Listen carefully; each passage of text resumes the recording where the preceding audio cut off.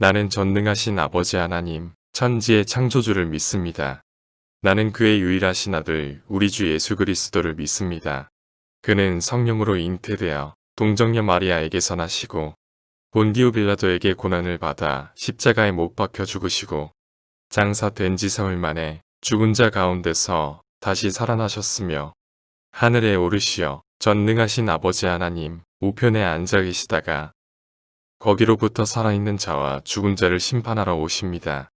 나는 성령을 믿으며 거룩한 공교회와 성도의 교제와 죄를 용서받는 것과 몸의 부활과 영생을 믿습니다. 아멘.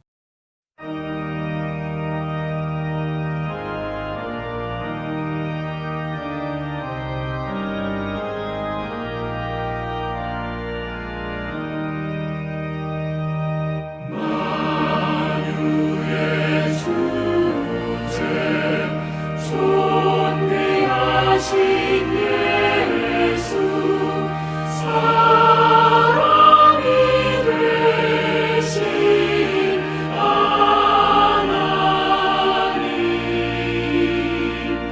나 사모하여 영원히 섬길 내 영광 되신 주로다. 화려한 동산 무성한 저수로 아름답고 묘하나 순전한 예수 더 아름다워 온 같은 기쁨 주시네.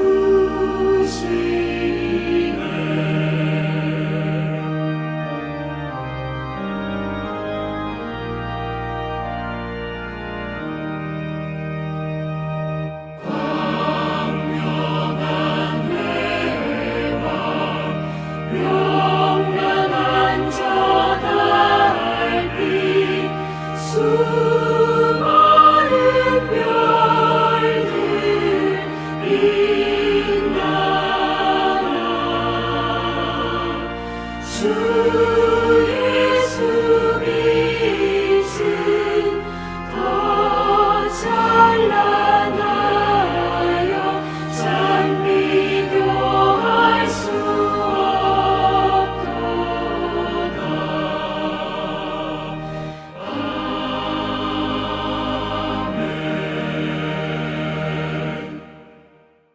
오늘의 본문 말씀 고린도후서 4장 16절에서 5장 10절까지 말씀입니다. 그러므로 우리가 낙심하지 아니하노니 우리의 겉사람은 낡아지나 우리의 속사람은 날로 새로워지도다.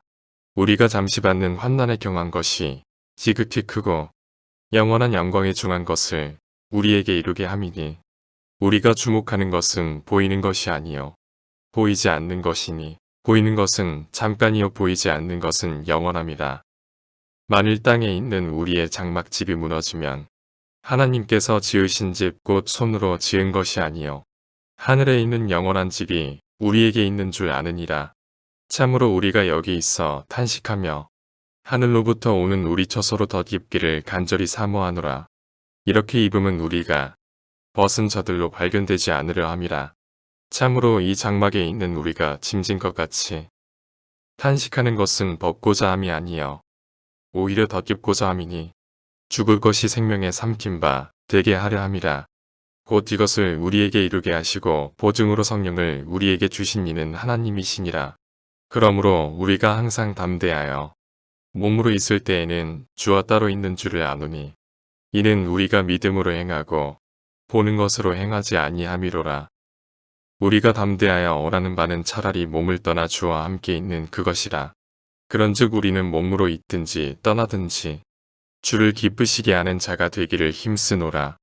이는 우리가 다 반드시 그리스도의 심판대 앞에 나타나게 되어 각각 선악간에 그 몸으로 행한 것을 따라 받으려 함이라. 오늘도 복된 새 아침입니다. 이 목요일에도 하나님의 은혜가 사랑하는 성도님들과 함께 하시기를 주님의 이름으로 축복합니다.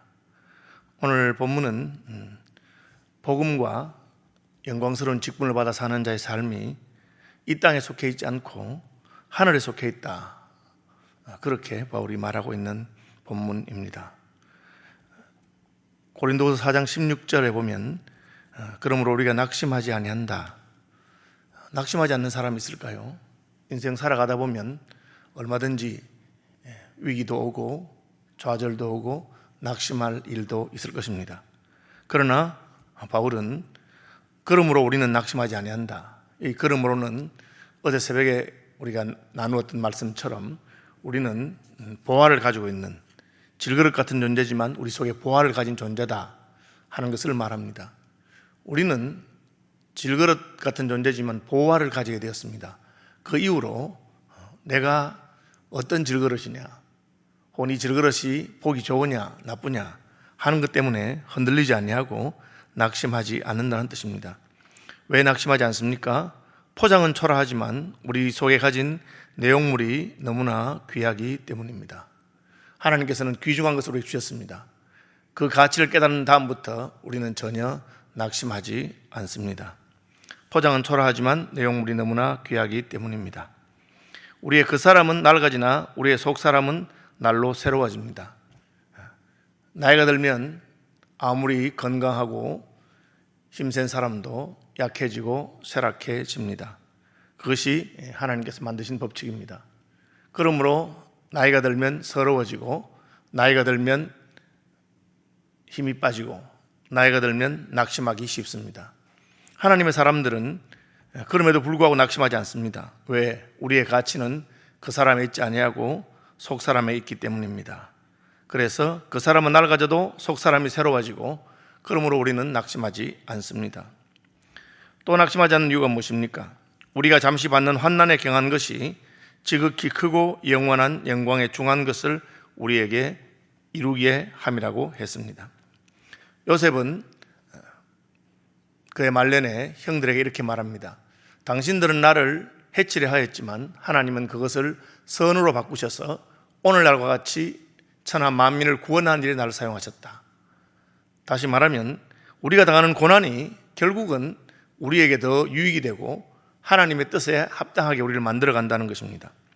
욥도 많은 고난을 당한 다음에 나의 가는 길로 오직 하나님께서 하시는데 하나님께서 나를 단련하신 다음에 나는 정금과 같이 나올 것이라고 말했습니다. 나의 가는 길로 오직 그가 하시나니 그가 나를 단련하신 후에는 내가 정금과 같이 나올 것이다. 바울도 같은 말 합니다. 우리가 비록 지금 이 땅에서는 환난을 받거나 고난을 당할 수 있지만 결국은 그것이 우리에게 더 유익이 된다는 것입니다.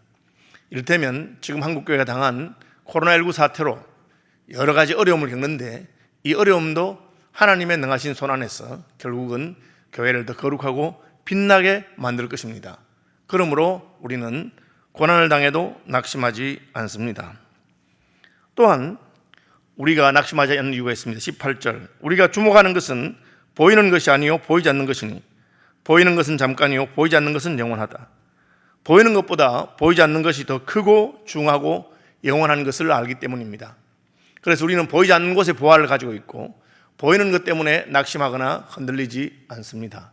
참으로 귀한 것은 그것을 어떻게 포장한다고 해서 가치가 없어지거나 달라지는 것이 아닙니다. 우리는 포장재에 주목하는 사람이 아니고 그 안에 있는 가치에 주목하는 사람입니다. 그래서 크고 영원한 것, 하나님 주신 구원, 그것 때문에 우리는 낙심하지 않습니다.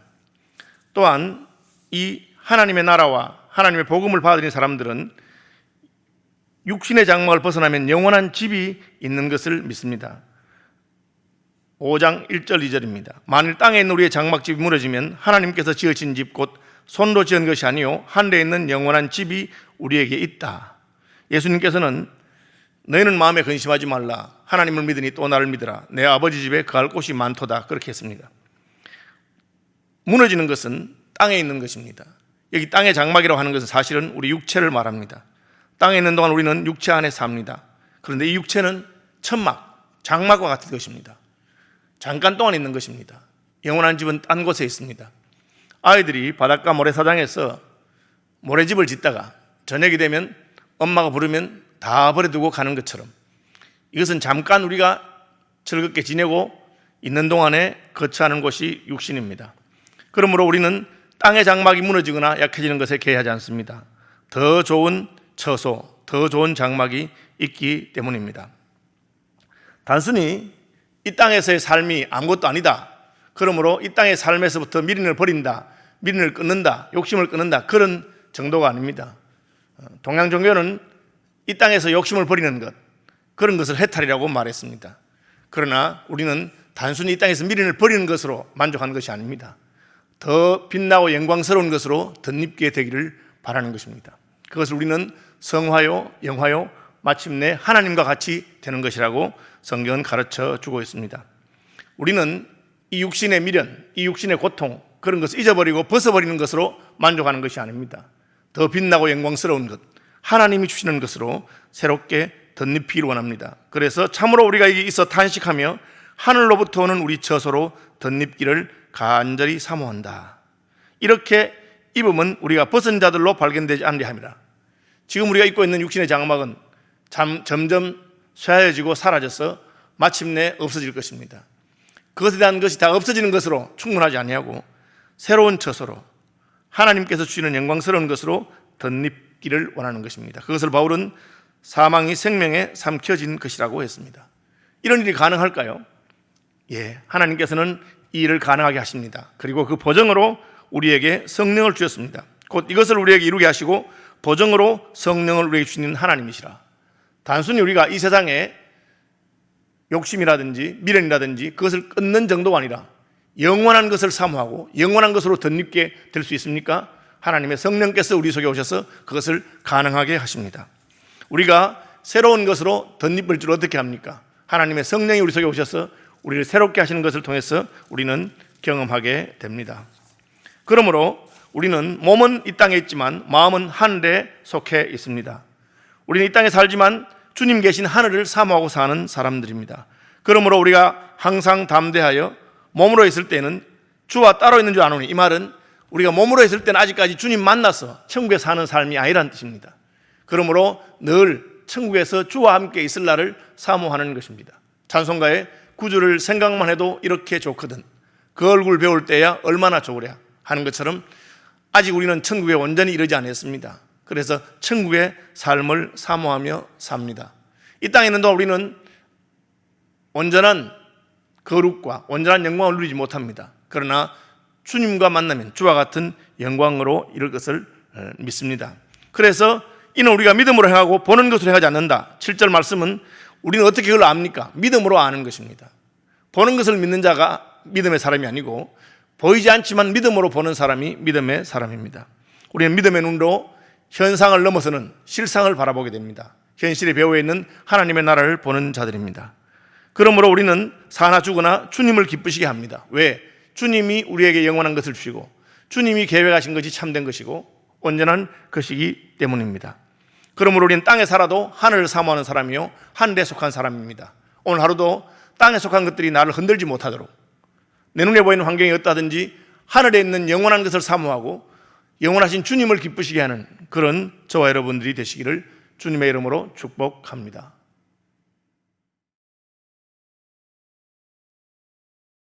하늘에 계신 우리 아버지, 아버지의 이름을 거룩하게 하시며 아버지의 나라가 오게 하시며 아버지의 뜻이 하늘에서 같이 땅에서도 이루어지게 하소서.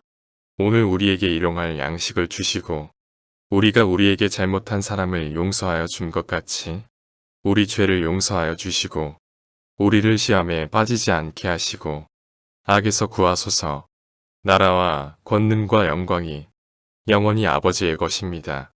아멘.